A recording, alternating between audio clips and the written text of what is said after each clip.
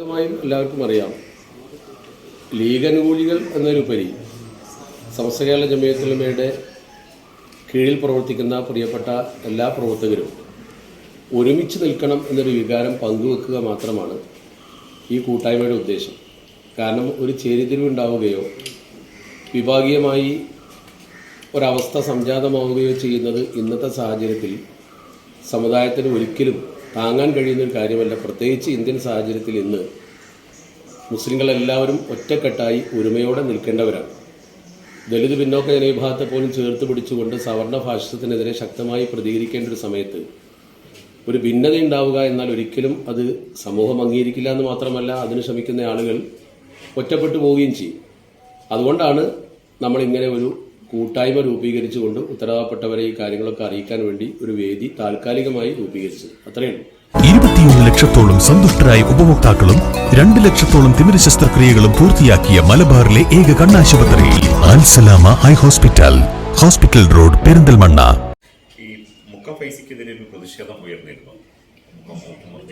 അപ്പം ആ ഒരു വികാരമാണോ ശരിക്കും ഈ കൂട്ടായ്മയുടെ പിന്നിൽ? അതുകൂടി ഉണ്ടോ? അത് മാത്രമല്ല, അങ്ങനെ അതിലേക്ക് മാത്രം ചെറുതാക്കേണ്ട ഒരു വിഷയമല്ല ഇത്. മറിച്ച് നിങ്ങൾക്കറിയാം, പാണക്കാട് സയ്യിദ് സ്വാദിഖ് അലി ശിഹാബ് തങ്ങൾ കേരളത്തിലെ ഒരു മതസൗഹാർദ്ദത്തിൻ്റെ പ്രതീകവും പൊതുസമൂഹത്തിൻ്റെ നേതാവും എല്ലാ മതസംഘടനകളും ഇതര മതസ്ഥരും അംഗീകരിക്കുന്ന ഒരു നേതാവാണ്. അതുപോലെ തന്നെ കേരളത്തിലെ പ്രബലമായ ഒരു മതസംഘടനയാണ്, ഗ്രാസ് റൂട്ടിൽ വേരുള്ള ഒരു പ്രസ്ഥാനമാണ് സമസ്ത കേരള ജമിയത്തുൽ ഉലമ. അതിൻ്റെ തലപ്പത്തിരിക്കുന്ന ബഹുമാനപ്പെട്ട സെയ്ദ് മുഹമ്മദ് ജിഫ്രി മുത്തുക്കോയ തങ്ങൾ കേരളത്തിലെ മുസ്ലിം ജനതയുടെ ആധ്യാത്മിക നേതൃത്വമാണ്. ഈ രണ്ട് കൂട്ടരും ഒരുമിച്ച് മുന്നോട്ട് പോകലാണ് സമുദായത്തിന് ഏറ്റവും കരണീയമായിട്ടുള്ളത്.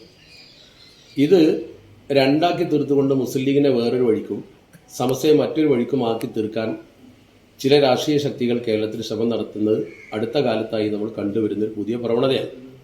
അതിനവരെ കുറ്റപ്പെടുത്തിയിട്ട് കാര്യമില്ല. കാരണം അവരെ സംബന്ധിച്ചിടത്തോളം അവർക്കതിൽ രാഷ്ട്രീയ നേട്ടമുണ്ടാകും. 1989 ഒരു ചേരിതിരിവ് സമസ്യയിലുണ്ടാകുമ്പോഴും അങ്ങനെ തന്നെയായിരുന്നു.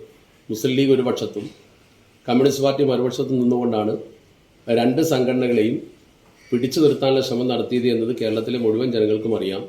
ഒരുപക്ഷെ ഇന്നത്തെ ഒരു 40 വയസ്സിന് താഴെയുള്ള ആളുകൾക്ക് അത് അറിയാമായിരിക്കില്ല. കാരണം അവരെ സംബന്ധിച്ചിടത്തോളം അവർക്ക് 1989 ഇതൊക്കെ ഓർക്കാനുള്ളൊരു 15 വയസ്സായി കാണില്ല. എന്നാൽ ഇന്ന് മെച്ചുറായിട്ടുള്ള ആളുകൾക്ക് മുഴുവൻ ഈ കാര്യം അറിയാം. ആ ഒരു അവസ്ഥയിലേക്ക് സമൂഹത്തെ കൊണ്ടുപോകുന്നതിനെ എതിർക്കുക, അതിനെ തടഞ്ഞു നിർത്തുക എന്നതാണ് നമ്മൾ ഈ കൂട്ടായ്മ കൊണ്ട് ഉദ്ദേശിക്കുന്നത്. അല്ലാതെ ഒരു പുതിയ പിളർപ്പോ അല്ലെങ്കിൽ ചേരിതിരിവോ അല്ല. ഇന്ന് ഒരു മലയാള പത്രം 1-ാം പേജിൽ ന്യൂസ്, അതുപോലെ തന്നെ ഇന്നർ പേജിലെ ന്യൂസ് 2-4 വീതമാണ് വലിയ ഹെഡിങ്ങിൽ പ്രധാനപ്പെട്ട വാർത്തയാക്കിയിട്ടുണ്ട്. അതുപോലെ പല പത്രങ്ങളും. അപ്പോൾ പലരും ഉദ്ദേശിക്കുന്നത് ഇതൊരു പിളർപ്പിന്റെ മുന്നോടിയാണ് എന്നാണ്. അത് 100% തെറ്റാണ്. അങ്ങനെ ആരും പ്രതീക്ഷിക്കേണ്ട കാര്യമില്ല. ഇത് തന്നെ വാർത്താമാധ്യമങ്ങളോട് ഷെയർ ചെയ്യേണ്ട കാര്യമല്ല. നിങ്ങൾ വീട്ടിൽ വന്നതുകൊണ്ട് ഞാൻ പ്രതികരിക്കുന്നു മാത്രം. നമ്മളെ വീട്ടിൽ വരുന്ന അതികളെ നമ്മൾ കൃത്യമായി മാനിക്കണമല്ലോ.